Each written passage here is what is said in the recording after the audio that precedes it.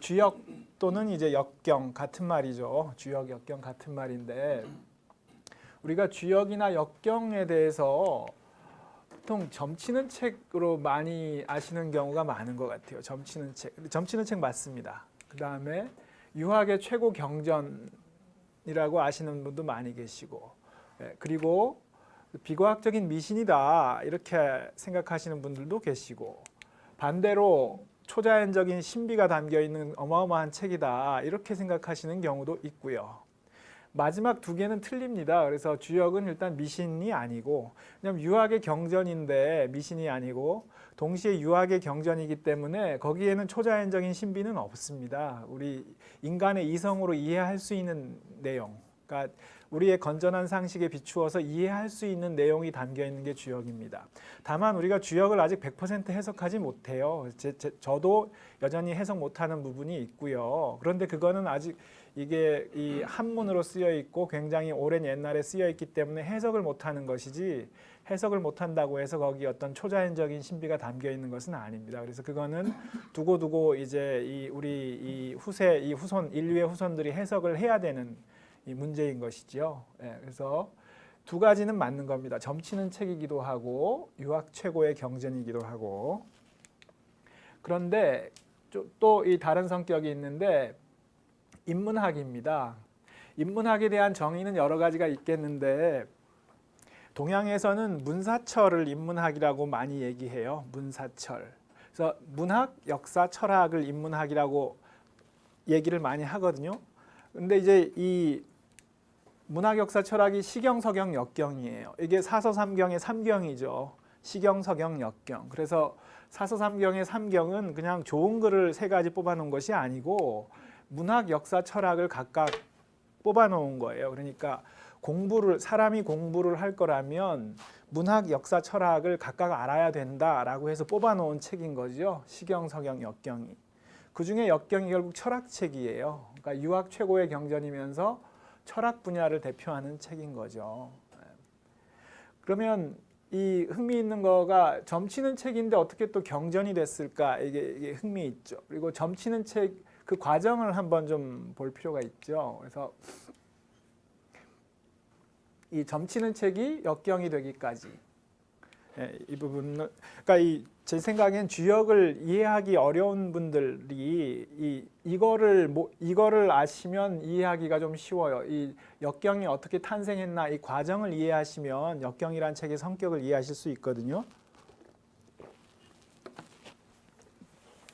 시작은 이 점의 왕국 은나라입니다. 은나라는 주나라 이전에 있던 나라고 동이족이 건국한 나라죠. 우리 한반도에 사는 사람들도 동이족입니다. 동이족의 이제 그 한 갈래인 거죠. 그래서 동이족이 세웠던 은나라가 점의 왕국이었어요. 점의 왕국. 그래서 갑골문 아시죠? 갑골문. 갑골문이 바로 점쳤던 기록입니다. 거북의 등딱지를 가지고 점쳤던 기록이고, 그런데 은나라는 모든 것을 점을 쳐서 결정했습니다. 그러니까 가령 조상님한테 제사를 드릴 때 이날 드리면 좋을까요? 좋지 않을까요? 점을 치고 결과에 따라 좋다고 하면 제사를 드리고 좋지 않다고 하면 미루고, 저쪽 집안과 혼인을 하면 좋을까요? 좋지 않을까요? 그리고 저 나라와 전쟁을 하면 이길까요? 질까요? 올해 풍년이 들까요? 흉년이 들까요?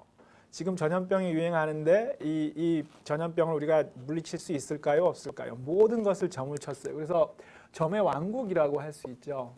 근데 고대에는 사실 동서양이 다 그랬어요. 그리스도 보면 그 신탁으로 전쟁 여부를 결정했죠. 델로스의 신탁을 받아서 중요한 국가대사를 결정했죠. 이집트 같은 경우도 제사장이 그 국가대사를 결정했기 때문에 고대의 일정한 시기에는 사실 다 비슷했어요. 점이 굉장히 중요했던 거죠. 그런데 은나라가 다른 것은 그 점을 굉장히 체계적으로 발전시켰어요. 어떻게 발전시켰냐 하면 이 점령하다, 어디를 점령하다가 할 때 이 점령이에요. 점자, 여기 왜 점치다는 점자가 들어갔을까요? 점령에. 이게 왜 들어갔냐 하면 이 단어가 은나라 때 생긴 단어인 거예요. 그러니까 지금부터 3600년 전에 생긴 단어가 우리 지금까지 쓰고 있는 거죠. 그 원래 의미는 잃어버린 채 그냥 점령이라고 쓰고 점유하다, 점거하다라는 말, 우리 점유하다는 말 쓰지요. 점유한다는 건 뭐냐면 내가 소유하고 있지는 않은데 내가 거기 머무는 게 점유거든요. 소유권은 없지만 내가 그걸 가지고 있는 게 점유입니다. 근데 왜 이게 점자가 들어갔냐 하면 은나라는 중앙에 있는 천자의 그 국가가 주변국을 점령하면 어떻게 통치를 하냐 하면 이 당시는 점으로 모든 것을 결정하던 시기이기 때문에 점에 의해 국가대사가 결정되잖아요. 그러면 은나라의 천자 국가가 주변에 있는 국가를 정복하면 그 나라에 있는 점쟁이를 잡아와요. 천자의 중앙 도시 국가로. 그러면 그 나라는 독자적으로 점을 칠 수가 없겠죠. 그러면 그 나라의 국가대사는 앞으로 이 중앙에 있는 은나라 천자국에 물어서 결정을 해야 되는 거예요. 이해되시죠? 점을 쳐서 결정해야 되는데 가령 뭐 저쪽 집안하고 결혼을 하면 좋을까요, 나쁠까요를 점을 쳐서 결정을 해야 되는데 그 점을 해석할 수 있는 점쟁이가 점인이거든요. 그게 점인. 옛날엔 정인이라고 했어요. 이 정인이 천자의 그 중앙 국가로 잡혀가 버렸기 때문에 이제 점을 해석할 수가 없는 거예요. 그러면 중앙의 이 은나라 천자의 해석을 그냥 받아들여야 되는 거죠. 그렇게 해서 통치를 했어요. 일종의 소프트 파워 같은 거죠. 무력으로 통치한 게 아니고 그래서 점령인 거예요. 점령. 그러면 은나라 천자의 중앙에 있는 도시국가에는 은나라 천자가 점령한 주변에 수백 개, 왜냐하면 그때는 도시국가였기 때문에 수십 개 나라의 점쟁이들을 다 잡아와서 천자 밑에 두는 거예요. 그러면 이 점쟁이들의 집단이 생기겠죠. 그래서 은나라는 천자가 이 점인 집단을 거느리고 이 중원을 다 통치를 한 거예요. 이해되시죠? 그러면 은나라 천자의 권위는 점이 정확하게 맞아야지 권위가 사는 거예요. 그렇죠? 이 밑에 복속된 도시국가에서 올해 풍년이 들까요? 흉년이 들까요? 라고 이제 물어왔는데 올해 풍년 든다 이렇게 대답했는데 흉년 들었다. 이러면 천자의 권위가 깎이잖아요. 그러니까 은나라 천자는 그 점의 정확성을 높이기 위해서 자기가 거느리고 있는 수십 명의 점인들과 더불어 모든 연구를 하는 거예요. 왜냐하면 자기가 이 중원 대륙을 통치하는 그 권위가 점의 정확성에서 나오기 때문에 그 점의 정확성을 높이기 위해서 모든 노력을 다 기울이겠죠. 그러니까 당시의 점인 집단은 일종의 싱크탱크인 거예요. 당대의 최고 지식인들이고 엘리트들이고 중원 대륙을 통치하던 집단인 거죠. 이 사람들이 계속해서 연구한 결과가 쌓인 것이 주역입니다. 그래서 그러니까 이 주역은 오늘 아직까지도 해석이 안 되잖아요. 근데 그것은 좀 신기한 일이죠. 그래서 학자들이 다 주역은 참 신기한 책이다. 이게 유학의 경전인데 왜 우리 후손들이 이거 해석을 못할까? 이해가 안 되잖아요. 경전이라는 건 널리 알려야 되는데 해석을 못하고 있거든요. 제 생각에는 감췄기 때문이라고 생각합니다. 왜냐하면 주역은 은나라 천자의 제왕학이에요. 제왕학. 권력의 원천이고 통치의 비결이니까 천자만 알고 있어야지 새어나가면 안 되는 거죠. 그래서 대대손손 천자가 자기 아들한테만 전해줬어요. 일종의 제왕학이고 권력의 원천이고 통치의 비결이니까. 그러다가 이제 춘추시대 말기에 주왕실이 약해지면서 이게 흘러나온 거죠, 밖으로. 그렇기 때문에 해석을 못하는 거라고 봐요. 이건 제 가설입니다. 그래서 책에는 안 썼어요. 왜냐하면 제가 책에다 새로운 얘기를 많이 했기 때문에 이 기존의 학자들한테 이제 반박을 당할 수 있기 때문에 너무 그냥 막 나가면 안 돼서 책에는 안 썼고 제 생각에는 그렇습니다. 저는 그럴 거라고 봐요. 천자 입장에서 감추지 않겠어요. 당연히 이거는 자기의 권력의 원천인데. 근데 이 사람들이 이제 그렇게 해서 계속해서 그 점의 정확성을 높이기 위해서 어떻게 했냐 하면 이 은나라는 1년 365일 점을 치는 거죠. 모든 일을 점에 의해서 결정했으니까 1년 365일 점을 치고 연말이 돼서 결과가 나온 것들이 있겠죠. 그해 점친 것도 있고 2, 3년 전에 점친 것이 그해 결과가 나왔을 수도 있고 연말이 되면 그 점친 결과가 나온 거를 보고 놓고서 맞고 틀리고를 가려서 틀린 거는 버리죠. 필요 없죠. 보관할 필요가 없는데 맞는 거는 다 보관했어요. 왜냐하면 다음에 유사한 점을 칠 때 참고하려고. 그렇겠죠. 정확성을 높여야 되니까 들어맞은 경우는 다음에 유사한 경우 점 칠 때 참고하기 위해서 남겨놨단 말이에요. 매년 그렇게 했어요. 매년 그렇게 했고 몇백 년간 그렇게 했어요. 그러면 이게 계속 쌓이잖아요. 그 갑골문이. 그러니까 이거를 체계적으로 관리해야 되잖아요. 그러면 이 그룹을 줘서 비슷한 그룹끼리 묶는 거예요. 그렇죠? 관리하기 위해서는 비슷한 것들끼리 모아 나가는 거죠. 근데 그렇게 모아 나가다 보니까 64가지 분류가 되더라는 거예요. 모으고 모으다 보니까 최종적으로 64개가 나오더라. 이게 그 64가지입니다. 이게 64괴라는 거죠. 이렇게 해서 이 64가지가 나오더라는 거죠.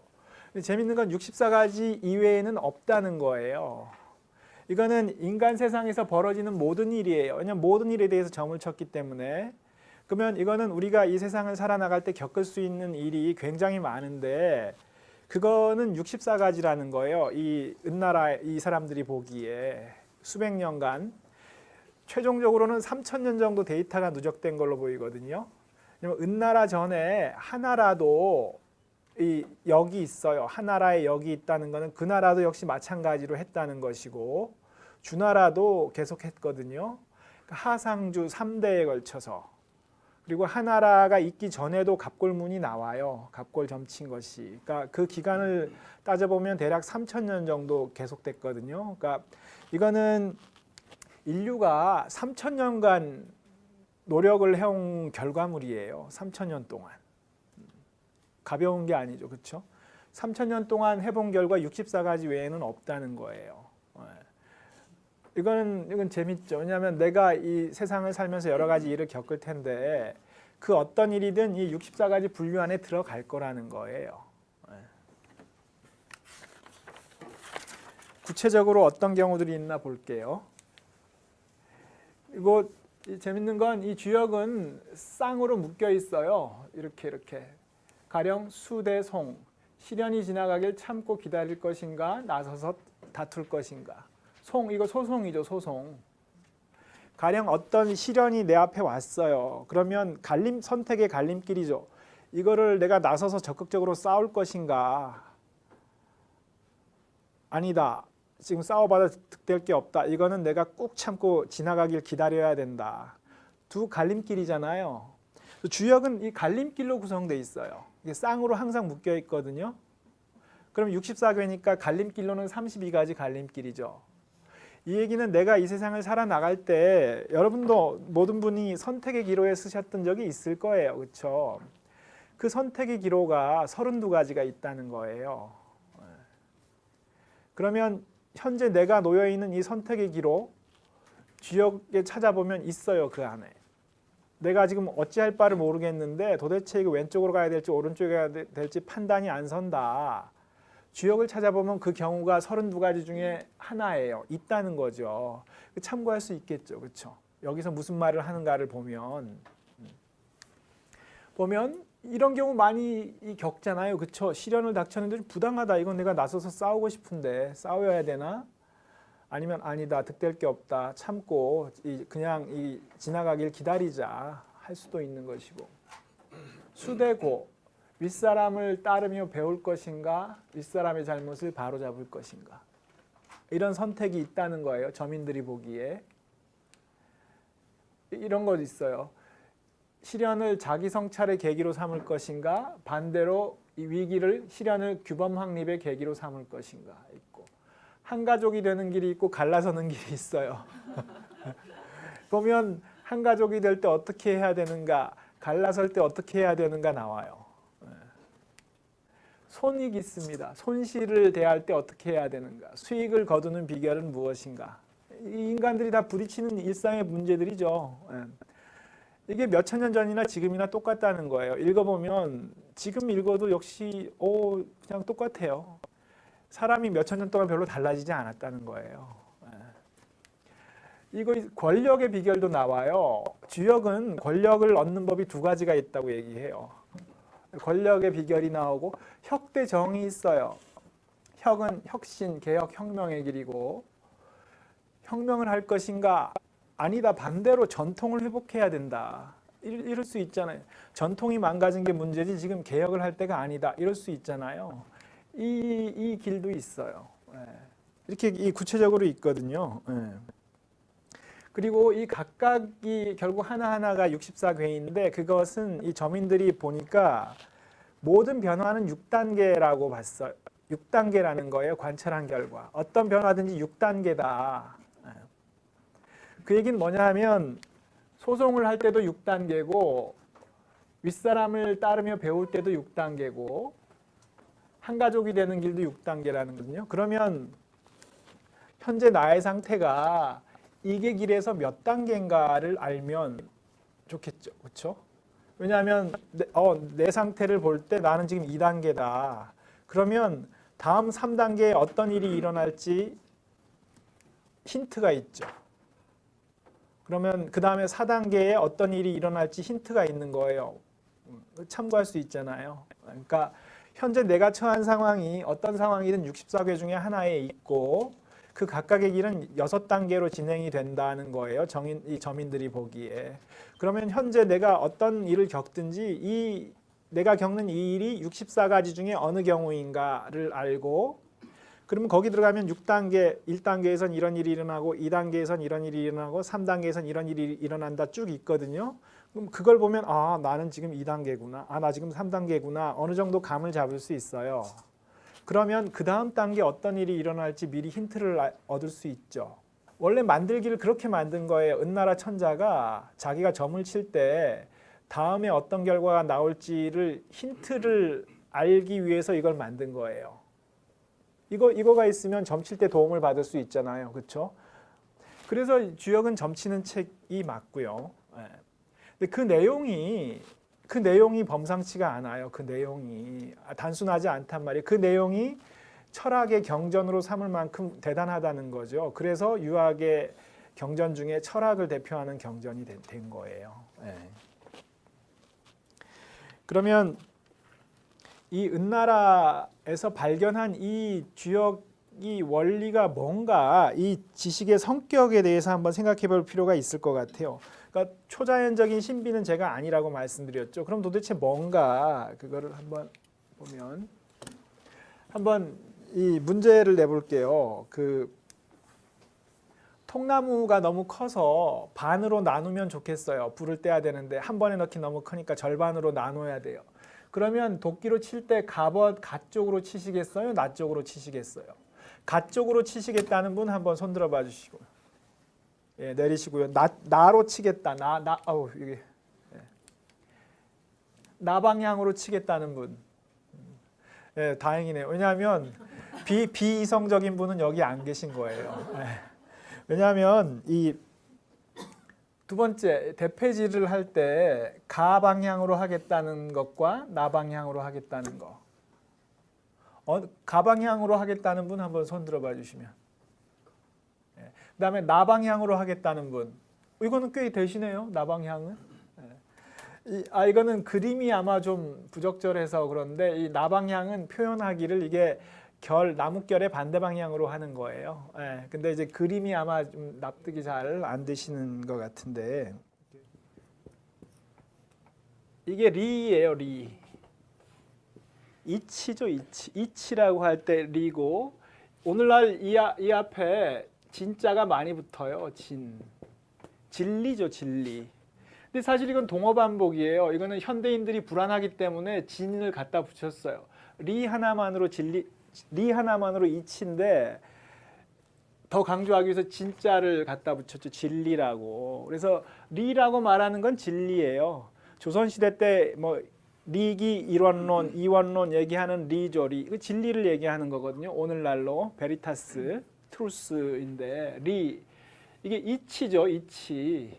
진리이기도 하고 진리라고 할 때 리고 쉽게 말하면 이치고 그런데 이거의 원뜻은 결이에요. 결. 이 나뭇결. 그러니까 가방향으로 치시겠다는 분은 리를 아시는 분이고, 이 리를 안다는 게 이성적이라는 얘기예요. 이성적.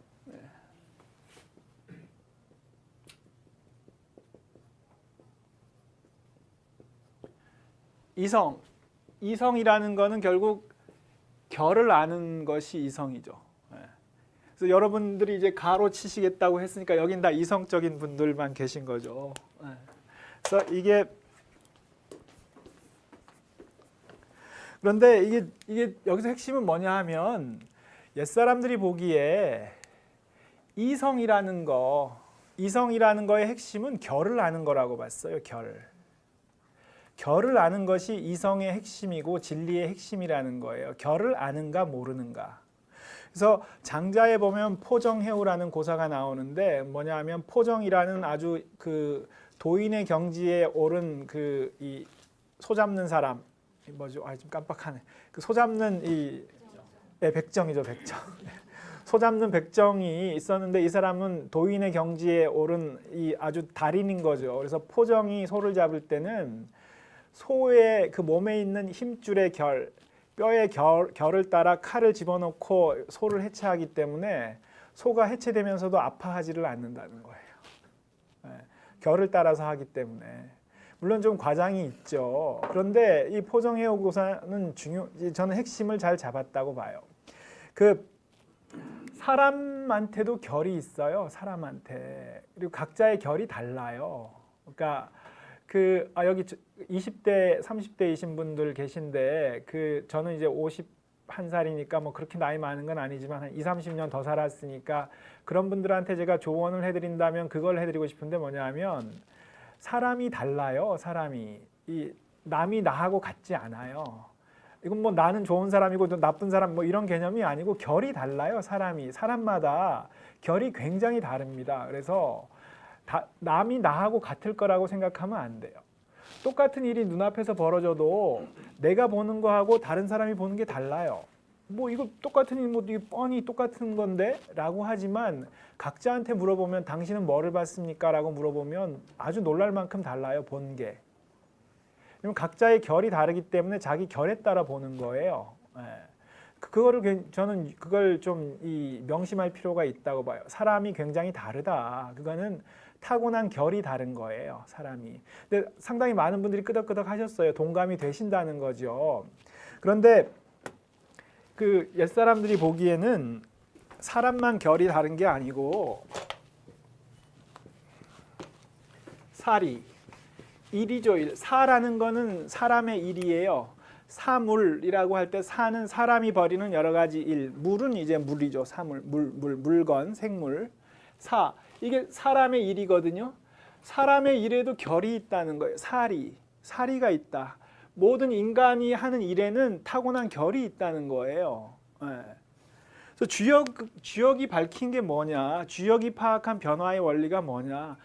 이 일의 결이에요. 인간사의 결. 그래서 사람한테 결이 있기 때문에 사람이 벌이는 일에도 결이 있겠죠. 그렇겠죠? 그래서 인간이 벌이는 온갖 이 천태만상의 일에는 나름의 결이 다 있는 거예요. 그래서 주역이 64가지, 변화에는 64가지가 있다고 파악했잖아요. 64가지 각각에는 각각의 결이 있는 거예요. 그래서 그것을 파악한 거죠.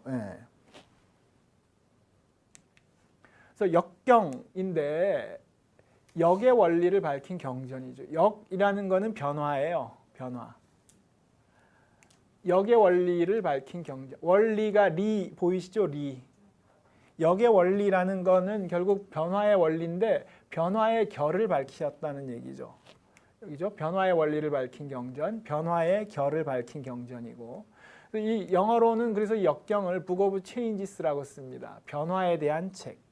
그래서 주역을 한마디로 얘기하면 변화에 대해서 쓴 책이에요. 변화의 원리를 밝힌 책이고. 그래서 지금 아주 저는 딱 필요하다고 보죠. 왜냐하면 지금 굉장히 변혁의 시대잖아요. 그래서 지금 딱 필요한 경전이라는 거죠.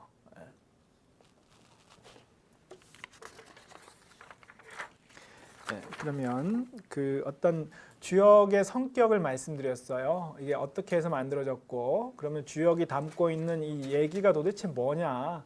그것은 인간사, 일의 결을 밝힌 것이다.